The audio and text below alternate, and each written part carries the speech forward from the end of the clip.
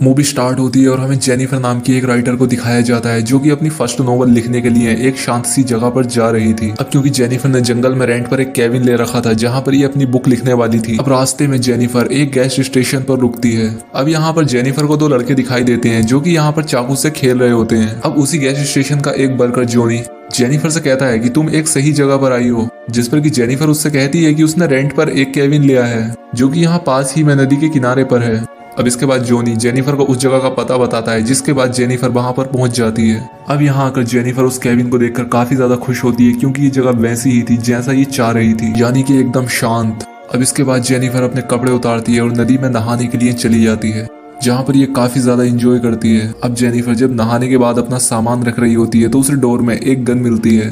अब ये देखकर जेनिफर सोचने लगती है कि शायद ये गन यहाँ पर पहले रुके लोगों की होगी, जिसे कि उन्होंने अपनी सेफ्टी के लिए यहाँ पर रखा होगा। अब इतनी ही देर में जेनिफर के घर पर एक डिलीवरी बॉय पहुंचता है और इसका नाम मैथ्यू होता है। अब वो यहाँ पर जेनिफर का ऑर्डर लेकर आया था। अब मैथ्यू दिखने में तो काफी ज्यादा बड़ा था, लेकिन उसका दिमाग बच्चों जैसा था।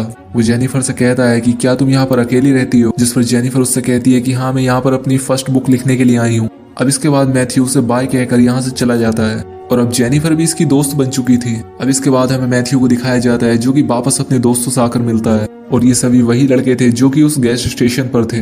मैथ्यू इन्हें बताता है कि वो जेनिफर के घर पर सामान देने के लिए गया था। साथ ही वो इन लड़कों को यहाँ पर ये बताता है कि मैंने उसका पूरा शरीर देखा है और अब मैं उससे प्यार करने लगा हूँ। अब इसके बाद शाम में जब ये सभी लड़के फिशिंग कर रहे थे तो यहाँ पर ये लड़कियों के बारे में ही बातें कर रहे थे। अब मैथ्यू झाड़ियों के पीछे छुपकर मास्टरबेट करने लग जाता है, जिस पर कि ये तीनों लड़के उसका मजाक उड़ाने लगते हैं क्योंकि मैथ्यू अभी तक वर्जिन ही था।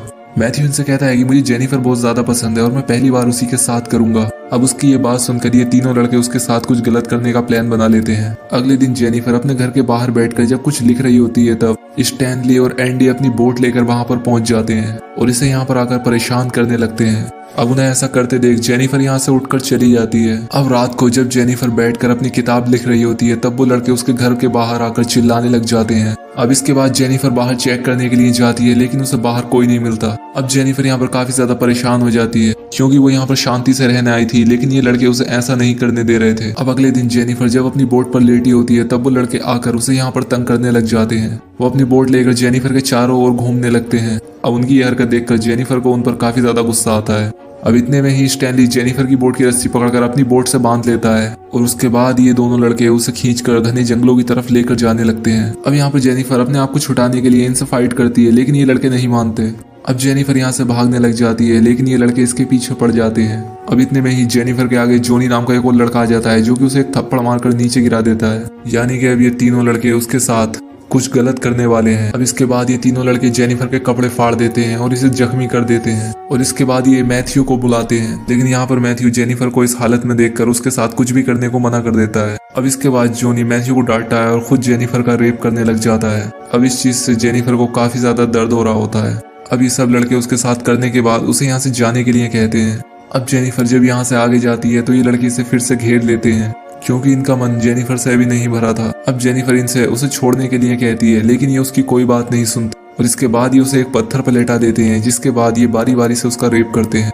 अब उसके साथ कर लेने के बाद ये लोग अपनी बोट से वहां से निकल जाते हैं। अब जेनिफर की हालत बहुत ज्यादा खराब हो चुकी थी और वो ठीक से चल भी नहीं पा रही होती है, पर फिर भी वो अपने केबिन तक पहुंच जाती है और यहाँ पर वो अपनी शर्ट पहन लेती है। फिर किसी तरह से वो टेलीफोन के पास तक पहुंचती है और इसके बाद वो पुलिस को कॉल करती है, लेकिन तभी वो लड़के फिर से वापस आ जाते हैं और जेनिफर का कॉल भी काट देते हैं। अब यहाँ पर जेनिफर उनसे बार बार कहती है कि वो पुलिस को इस बारे में कुछ नहीं बताएगी, लेकिन वो उसे जाने दें, लेकिन वो जेनिफर की कोई बात नहीं सुनते। इसके बाद वो मैथ्यू से जेनिफर के साथ करने के लिए कहते हैं। अब मैथ्यू में भी काफी ज्यादा एनर्जी आ जाती है और वो जेनिफर के साथ करने लगता है, लेकिन जब वो जेनिफर की तरफ देखता है तो उसे अच्छा नहीं लगता और इसलिए वो रुक जाता है और इसके बाद वो अपने कपड़े पहन लेता है। अब इसके बाद उसके सभी दोस्त इसका मजाक उड़ाने लग जाते हैं और उसे डरपोक कहते हैं। अब इसके बाद स्टैनली जेनिफर के साथ करने के लिए आता है, जिस पर जेनिफर उससे मना करती, जिससे गुस्सा होकर स्टैनली एक बोतल को उसके अंदर डालकर फोड़ देता है और इसके बाद पीट पीट कर उसे बेहोश कर देता है। अब इसके बाद ये चारों यहाँ से जाने लगते हैं। तभी जॉनी इनसे कहता है कि अगर हमने जेनिफर को जिंदा छोड़ दिया तो वो पुलिस को हमारे बारे में सब कुछ बता देगी और इससे हमें काफी लंबी सजा हो सकती है। अब वो यहाँ पर उसे मारने का डिसाइड कर लेते हैं और इस काम के लिए जॉनी मैथ्यू से कहता है और उसे समझाता है कि ये चाकू लो और जेनिफर के सीने में जाकर घुसा दो। अब मैथ्यू ऐसा करने से मना करता है लेकिन जॉनी इसके साथ जबरदस्ती करता है और इसके बाद मैथ्यू ऐसा करने के लिए मान जाता है। अब इसके बाद वो उसे एक चाकू देता है और यहाँ से भगा देता है। अब इसके बाद जब मैथ्यू उसे मारने के लिए अंदर आता है तो जेनिफर की ऐसी हालत देख उसे उस पर दया आ जाती है। अब वो यहाँ पर उसे चाकू मारने की भी कोशिश करता है, लेकिन वो इसकी जान नहीं लेना चाह रहा था और इसीलिए वो जेनिफर के चेहरे पर लगा खून उस चाकू पर लगा लेता है ताकि वो अपने दोस्तों को दिखा सके कि उसने उसे मार दिया है। अब वो भागकर अपने दोस्तों के पास आ जाता है और उनसे कहता है कि उसने जेनिफर को मार डाला है। अब इसके बाद जब जेनिफर को होश आता है तो वो अपने आप को संभालती है और इसके बाद वो खुद का इलाज करती है।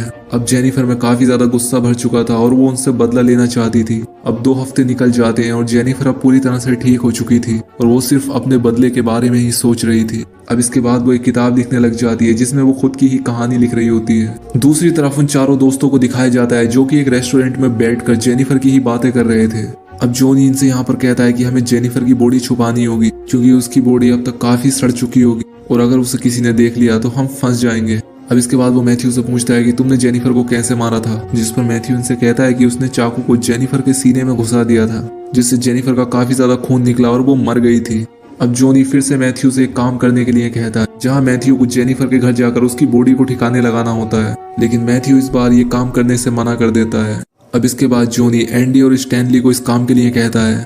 अब इसके बाद जब एंडी और स्टैनली इस काम के लिए उसके घर के पास से गुजरते हैं तो वो देखते हैं कि जेनिफर एक पेड़ के नीचे बैठी थी और ये बिल्कुल ठीक ठाक थी। अब ये देखकर वो समझ जाते हैं कि मैथ्यू ने उनसे झूठ बोला था क्योंकि उसने जेनिफर को मारा ही नहीं था। अब ये बात जानने के बाद वो मैथ्यू को खूब पीटते हैं क्योंकि उसकी इस गलती से ये सब फंस सकते हैं। अब जेनिफर इनसे बदला लेना चाह रही थी इसलिए वो पहले चर्च जाती है और यहाँ पर वो गॉड से उस चीज के लिए माफी मांगती है जो वो काम आगे करने वाली है। अब इसके बाद वो गैस स्टेशन पर पहुंचने के बाद जॉनी पर नजर रखने लगती है। यहाँ पर इसे पता चलता है कि जॉनी एक शादीशुदा आदमी है और उसके 2 बच्चे हैं। अब इसके बाद वो मैथ्यू के पास जाती है जहाँ पर वो देखती है कि मैथ्यू डिलीवरी करने के लिए कहीं पर जा रहा था। अब ये देखकर उसे एक आइडिया आता है और वो मैथ्यू के स्टोर पर कुछ सामान लाने के लिए ऑर्डर देती है। अब उस स्टोर की ओनर जब मैथ्यू से जेनिफर के घर कुछ सामान डिलीवर करने को कहती है तो मैथ्यू उसकी इस बात से काफी ज्यादा डर जाता है। अब यहाँ पर वो अपने पास एक नाइफ रख लेता है ताकि वो अपनी सेफ्टी कर सके। अब इसके बाद जब वो पार्सल लेकर जेनिफर के घर पहुंचता है तो जेनिफर उसे जंगल में बुलाती है। अब इसके बाद वो अपने कपड़े उतारते हुए मैथ्यू से कहती है कि वो उसे बहुत पसंद करती है।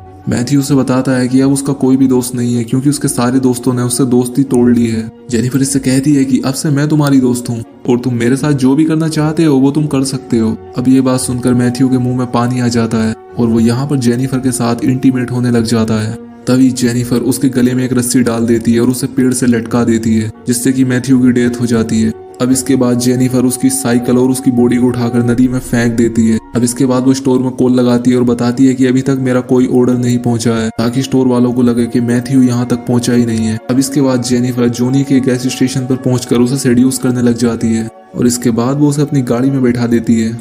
जॉनी सोचता है कि शायद इसे उस दिन बहुत मजा आया था और इसीलिए ये उससे फिर से करवाने के लिए लेकर जा रही है। तभी जेनिफर इसे बीच जंगल में लाकर उस पर एक गन पॉइंट कर देती है। अब वो उससे यहाँ पर उसके सभी कपड़े उतारने के लिए कहती है। अब वो यहाँ पर उसे पटाने की कोशिश करता है। वो कहता है कि तुम बहुत ज्यादा खूबसूरत हो और तुम्हें कोई भी देखकर ऐसे छोड़ना नहीं चाहेगा। अब उसकी ये बात सुनकर जेनिफर को काफी अच्छा लगता है और गन वहीं पर फेंक देती है। अब इसके बाद वो जॉनी से उसके घर चलकर उसके साथ नहाने के लिए कहती है।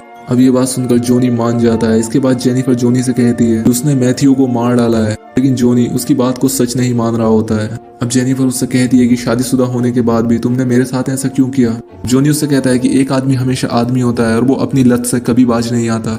अब जेनिफर यहाँ से एक चाकू उठाती है और जॉनी के पेनिस को काट डालती है। अब इससे जॉनी का काफी खून बहने लगता है। तभी जेनिफर बाथरूम के गेट को लॉक कर देती है और बाहर बैठकर गाने सुनने लग जाती है। कुछ देर के बाद ज्यादा खून निकलने की वजह से जॉनी की भी डेथ हो जाती है। अब इसके बाद जेनिफर इसकी बॉडी को भी गायब कर देती है। दूसरी तरफ स्टैनली और एंडी सोच रहे थे कि आखिर उनके दोस्त कहाँ गायब हो गए और इन्हें जेनिफर पर भी शक होने लगा था। अब इसके बाद वो अपनी बोट को लेकर जेनिफर के घर की तरफ पहुंचते हैं। अब यहाँ आकर एंडी पहले से ही जंगल में जाकर छुप जाता है और स्टैनली जेनिफर के पास पहुंचता है ताकि उन्हें पता लग सके कि उनका शक इस पर सही है या नहीं। जेनिफर जब स्टैनली को यहाँ पर देखती है तो वो इसकी बोट पर आ जाती है और उसे किस करने लग जाती है। अब इसके बाद वो उसे पानी में धक्का दे देती है। अब इसके बाद वो उसकी बोट को स्टार्ट करके उसे कुचलने के लिए उसकी तरफ बढ़ने लगती है। अब ये देखकर एंडी भी बाहर निकल आता है और अपने दोस्त की जान बचाने के लिए पानी में छलांग लगा देता है, पर जेनिफर उसकी कुल्हाड़ी छीन लेती है और उसी पर अटैक कर देती है और यहाँ पर एंडी की भी डेथ हो जाती है। अब इसके बाद वो स्टैनली के पास जाती है जिस पर स्टैनली उसकी बोट के पास आकर उससे छोड़ने के लिए कहता है, लेकिन जेनिफर यहाँ पर उसकी कोई बात नहीं सुनती और बोट को स्टार्ट कर देती है, जिससे कि स्टैनली भी बोट से कटकर बुरी तरह से मारा जाता है। अब इसके बाद जेनिफर उस बोट को लेकर नदी से दूर चली जाती है और इसी के साथ ये मूवी भी यहाँ पर एंड हो जाती है।